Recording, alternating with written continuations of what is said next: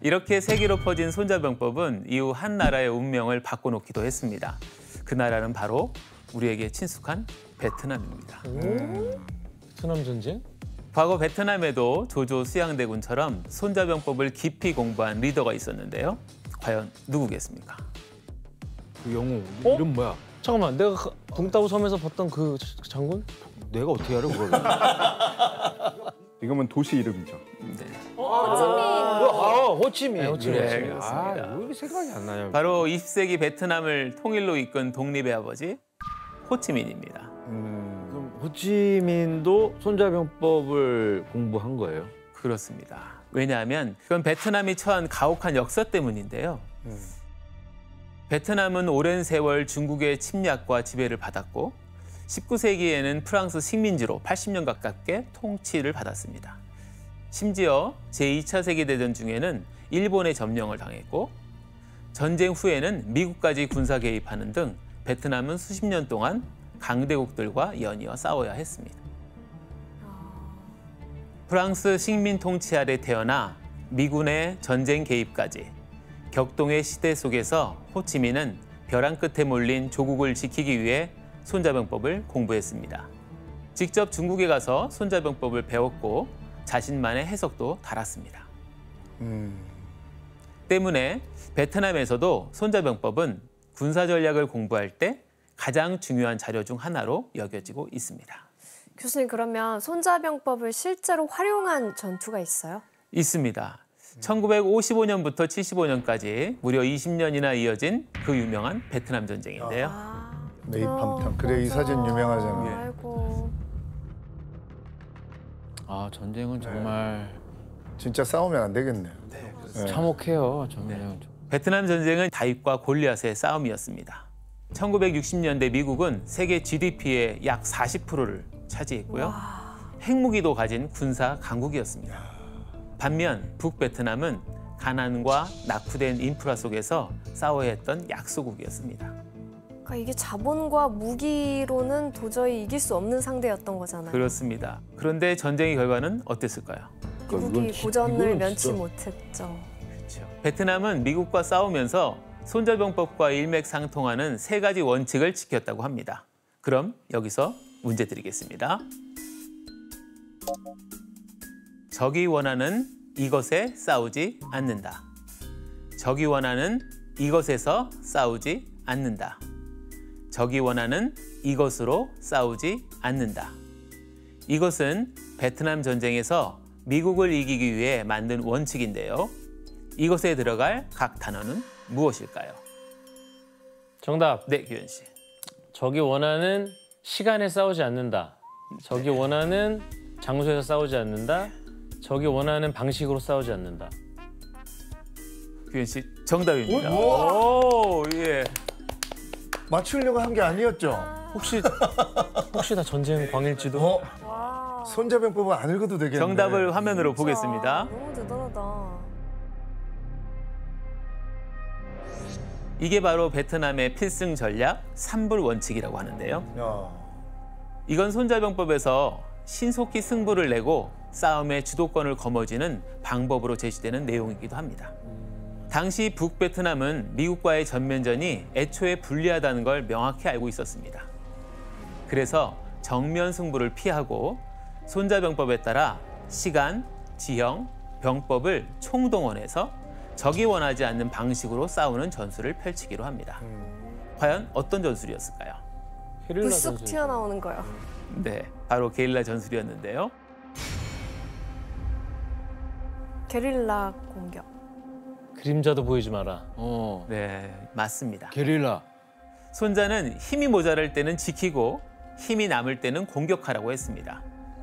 그리하여 잘 지키는 자는 땅속 깊이 숨고 잘 공격하는 자는 그림자도 안 보이게 하늘 꼭대기에서 논다고 했는데 그 가르침을 북베트남군은 그대로 실행에 옮겼습니다. 그대로 실행.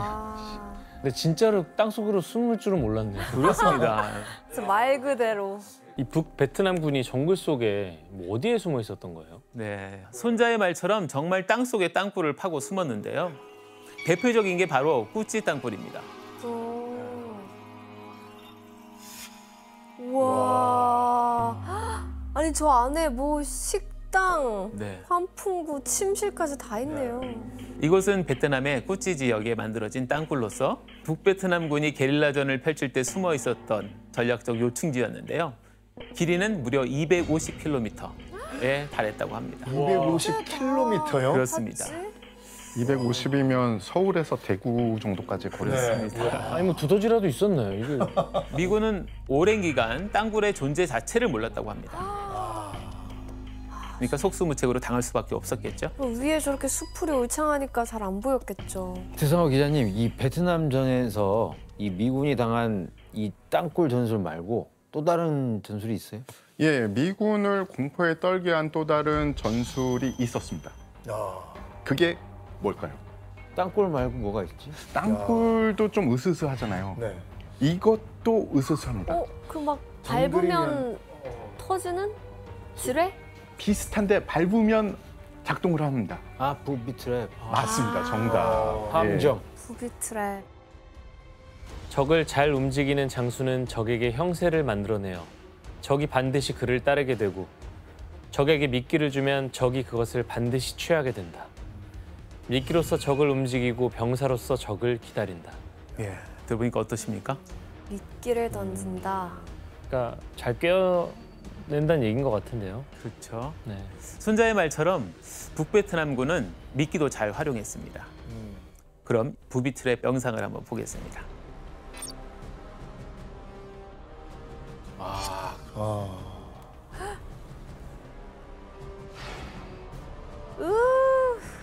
이거 어떻게 만들었어?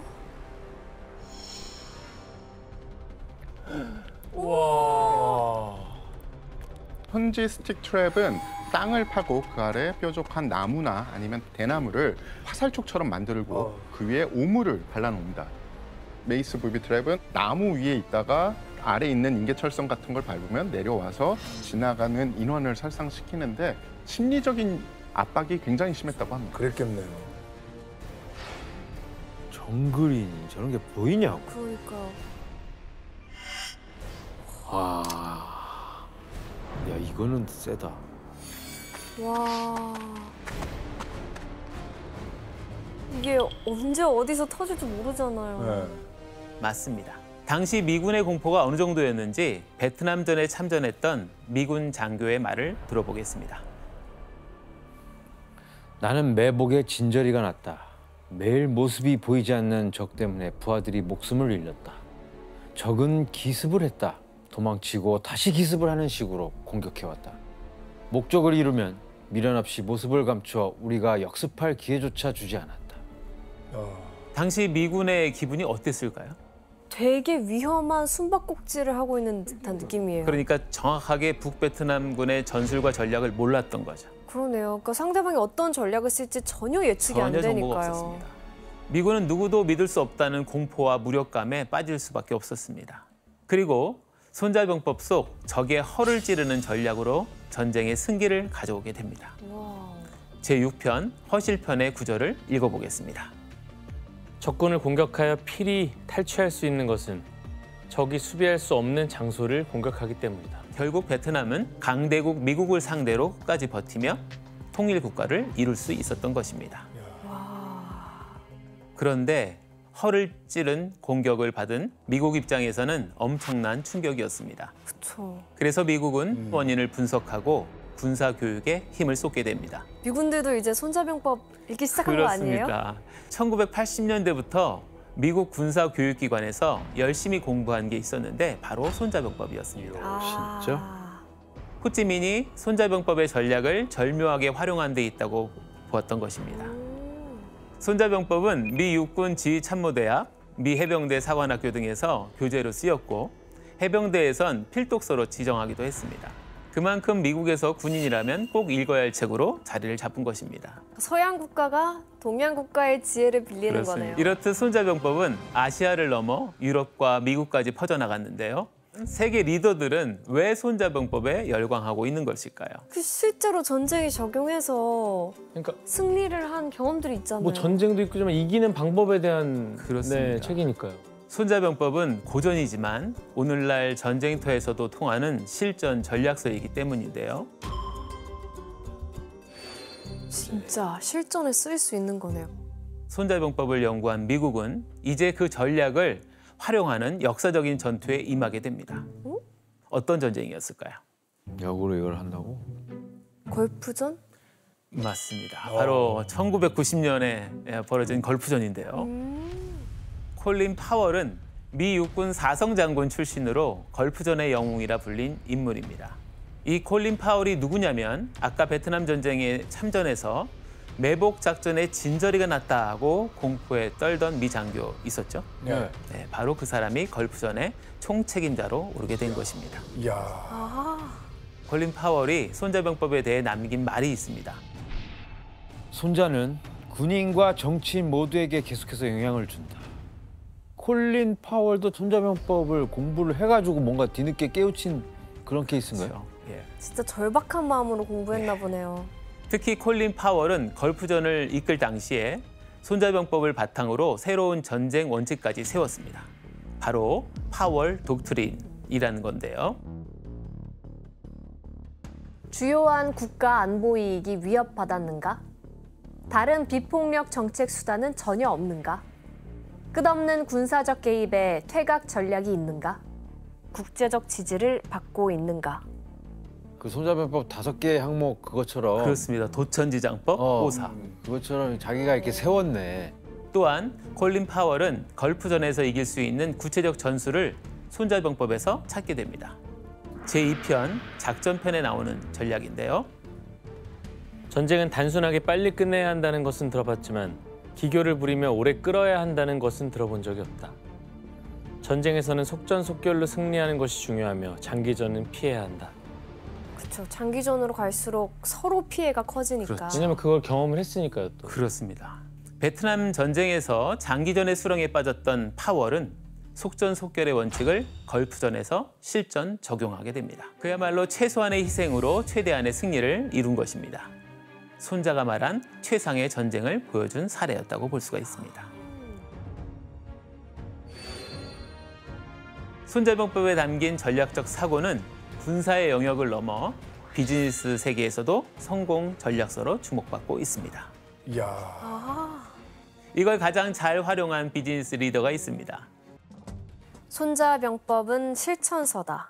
이것은 손자병법이 탁상공론이 아니라 매우 합리적이고 냉정하게 전쟁을 하나의 사업으로 파악했기 때문이라고 생각한다. 그는 손자병법이 없었다면 나도 없다고 말할 정도로 극찬했습니다.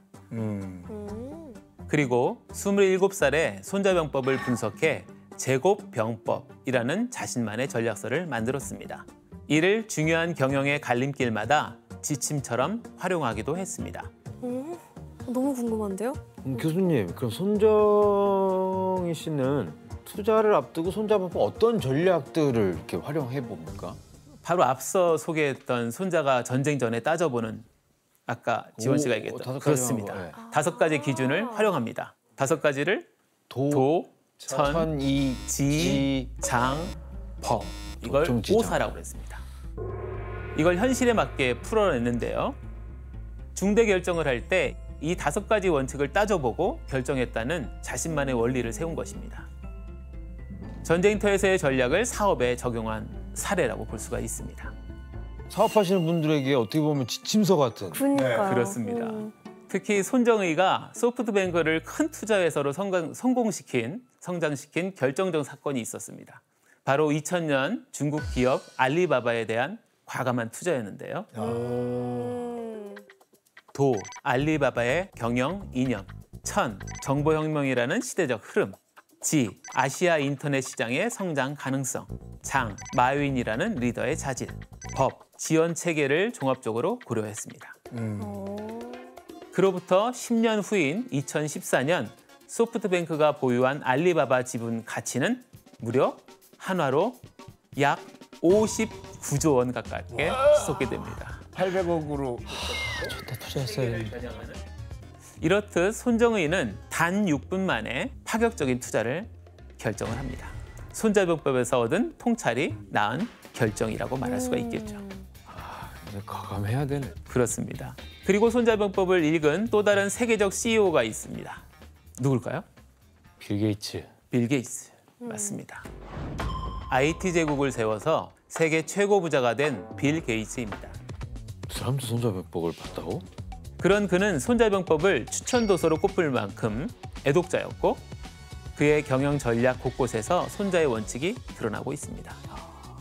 특히 1990년대 중국 시장에 진출할 당시의 전략은 손자병법을 그대로 현실에 적용한 사례로 잘 알려져 있는데요. 빌 게이츠는 중국에서 윈도우의 불법 복제가 성행하자 어떻게 했을까요? 그냥 무료로 배포한 거 아닐까요? 아무것도 안 한다. 빌 게이츠는 중국에서 윈도우 불법 복제가 성행했을 때 화가 났겠죠. 근데 아무런 대응도 하지 않습니다. 왜일까요? 왜 그랬을까? 윈도우에 현혹시키기 위해서. 그렇죠. 노예가 되게. 이게 없으면 안 되게 만들기. 그렇습니다.